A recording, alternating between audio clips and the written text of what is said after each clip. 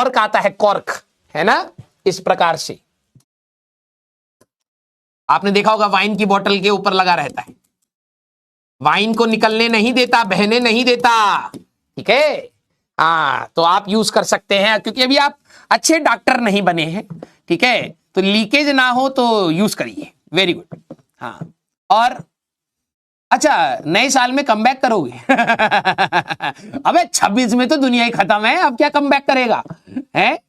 हाँ, ये 3-4 दिन ही है जीने के लिए, पढ़ाई वढ़ाई छोड़ो बेटा। Yes, very good. अच्छा, कुछ बच्चे ट्रिप्स पर जा रहे हो, माय गॉड। बच्चों में देखो भाई साहब, ट्रिप्स चल रही है यहां पर भाई साहब। हाँ, थोड़ा सा भी मौका नहीं मिल रहा कि आराम कर ले, ये ट्रिप्स पर जा रहे हैं, वेरी गुड। हाँ, very good very good very good, आइए आइए आइए। हाँ, कम बैक होएगा, चलिए अच्छी बात है। मैं भी चाहता हूं कि आप लोगों का कभी तो कम बैक हो, है ना। हाँ, वरना 1 साल ऑलमोस्ट निकाल ही दिया है, कुछ करा ही नहीं है, कम बैक ही कर लीजिएगा भाई अगले साल।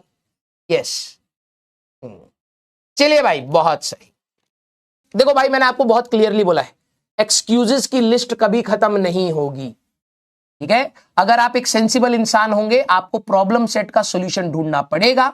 कभी कभार प्रॉब्लम्स का सॉल्यूशन मिल जाता है लाइफ में, कभी कभार नहीं मिल पाता है, लेकिन आपके प्रयास या फिर आपकी प्रैक्टिस नहीं रुकनी चाहिए। आप करते चलिए, डेफिनेटली कुछ सीखते चलेंगे। ऐसा कभी भी नहीं होगा कि आप पूरा प्रैक्टिस कर रहे हो और आपको कुछ भी नहीं समझ आ रहा है, आप 0 से स्टार्ट हुए थे, 0 पर खत्म हुए, ऐसा हो ही नहीं सकता, मैं मान ही नहीं सकता।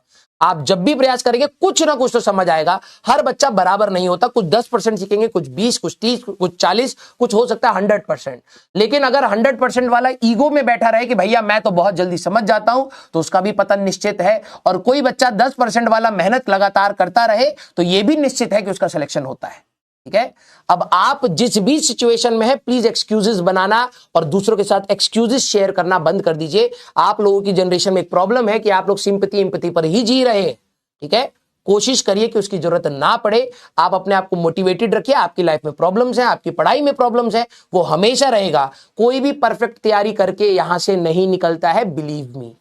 आपने इतने सारे बच्चों के सिलेक्शंस देखे हैं, आप उनकी भी प्रॉब्लम सुनोगे तो उनकी भी प्रॉब्लम्स रही हैं, लेकिन कॉमन चीज क्या है सभी सिलेक्शन वाले बच्चों का, वो गिव अप नहीं कर रहे होते, वो लगातार प्रयास कर रहे होते हैं। और वही आई थिंक आप लोगों को भी करना चाहिए, क्योंकि रास्ता बहुत ही सिंपल होता है सिलेक्शन का, बच्चा उसको कॉम्प्लिकेटेड बनाता है। क्यों? क्योंकि जब भी कठिनाई आती है, बच्चा कोई शॉर्टकट ढूंढने की कोशिश करता है, कोई और रास्ता बनाने की कोशिश करता है, और वहां से होती है कॉम्प्लेक्सिटीज।